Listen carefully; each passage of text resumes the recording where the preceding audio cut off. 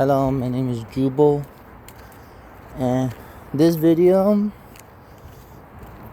that I want to make is similar to like other videos, but I wouldn't say similar, but talking the same topic about we should stop normalizing like gang stuff. So here we go.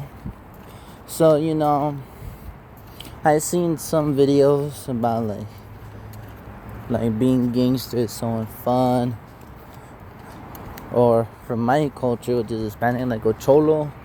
I see it on TikTok mostly, and I always wonder like, why do people normalize this? Like some people don't know that other side. What I mean. You hear from the movies about all being a thug is good. You could get really good dirty money, and you don't have to work a 9 to 5 job. Which everybody's goal in reality is not to work 9 to 5. So we always try to cheat the system either through loopholes in a 9 to 5 or go to the criminal world, which is super dangerous. I'm talking about the criminal life. And in my opinion, we should stop doing that, because one of these days, or probably years back, that you'll influence the kid and they try to do in real life and they get killed. Perfect example. I know this was a 20-year-old dude who used to make videos about taunting a cartel. Guess what? They killed him because he was taunting them, and they actually came for him, and he probably shot him, probably tortured him. You know what I mean? Like it's not fun. Where I grew up at, and I said this before, I grew up in the middle. On my right hand side, I grew up with mostly Asians. There's a little few Hispanics, black people. But on my left side is Whittier Boulevard. I know some people live there, live near there, but it's like a hot spot. Mexicanos or Mexicans, which in that culture is called Chicanos. It has beautiful history. Don't get me wrong, you should research it yourself. But I never was into that lifestyle. Because because my family, grew up in those times. I'm talking about the 90s. They would tell me stories about every time you walk to a liquor store, people would ask you like, hey, where you from? All that, used to wear baggy clothes, which now they're trying to bring it up, and I'm seeing everybody wear that at the school. And for me, I never liked it because, I don't like that dangerous stuff. It looks good in the movies, like it's cool.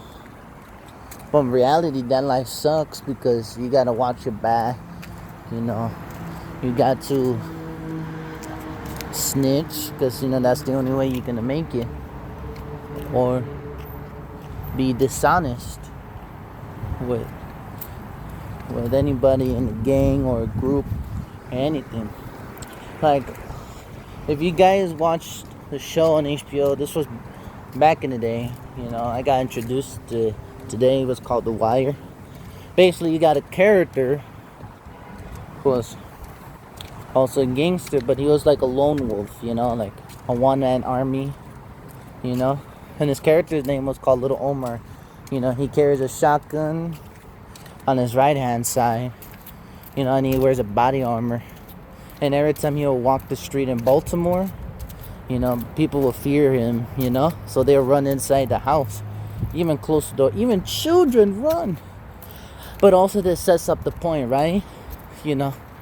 I know some of people live in the hood will understand that life is not fun because you always fear to getting shot. Either you get into a crossfire with other gangs and stuff, And the reason I'm saying this because I experienced it. You know, I'm not.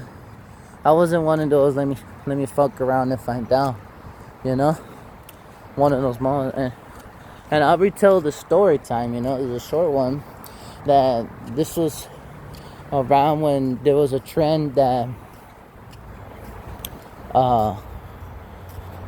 that they were stealing bumpers under the cars. You know, and the most popular car brands were Hondas and Kias. You know, because they were selling in the black market for a lot of money.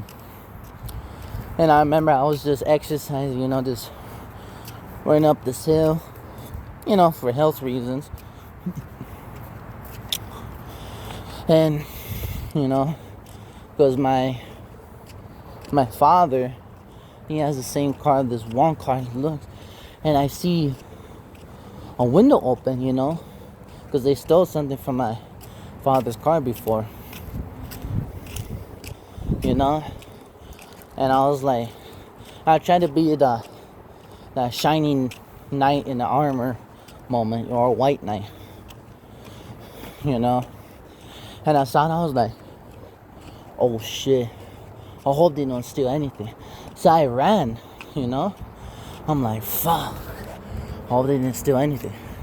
Looked up, it was another person's car. I didn't check the license plate, I brought nothing. All I saw was, oh shit, they stole something, you know. So I just ran to the car with the windows open, you know, clear open, you know. And the lady was inside, and I scared her a little bit, which I feel bad looking back on it. But anyway, I said, oh, you know, I didn't look. I started walking. I made a whole ass loop around the neighborhood to go back to my home. I was like, you know, let me go home, because in my mind I was like, I hope they don't catch me, you know. And I hear a car roll up the skirt, you know, straight out of the movie. They're like, hey, is that you? I walked a little bit faster and I fucking ran, you know. I ran my ass off, like I was straight up like getting into a crossfire, you know.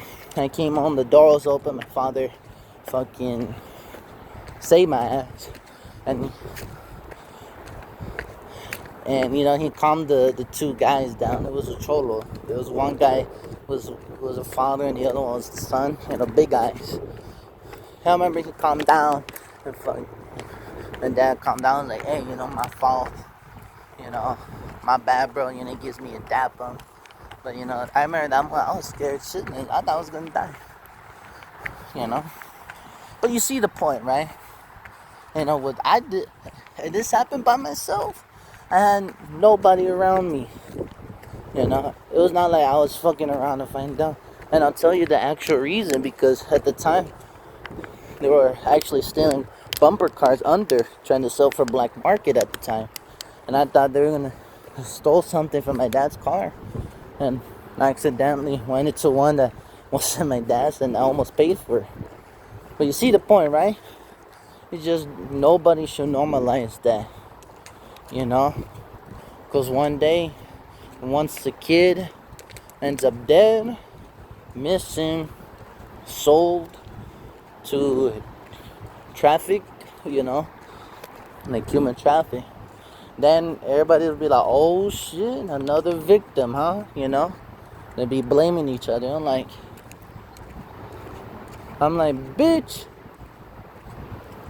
you know, like, you're the one who fucking put that shit online, and guess what? That kid ended up fucking dead, you know. And you can't blame the kid, because you could blame the father, you know. Kids are easily influenced, and that's what they go after. So I'm just sick and tired of it, that you should not fucking normalize the cholo lifestyle and gangster lifestyle, you know. You have friends who've been in that way, you know. And there's a book I recommend to the fullest, on my heart. No bullshit. Now, you think that life is easy? Read a book called Always Running by Luis Rodriguez. Amazing book. Read it if you get the chance.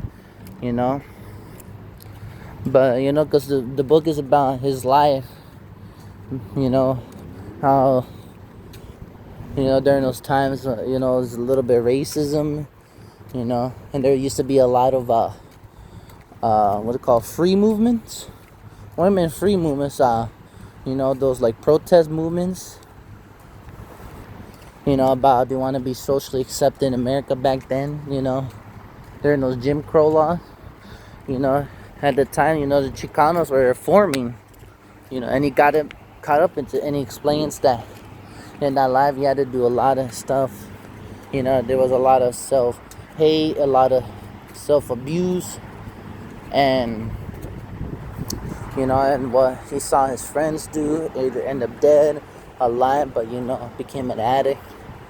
Amazing book, you read it, but it's a learning lesson, unless you had no choice, you accepted it, and you got to go for it in order to survive, but yeah. So yeah, this is the video I wanted to make, because I couldn't get it off of my head. So this is it. My name is Jubal, and see ya.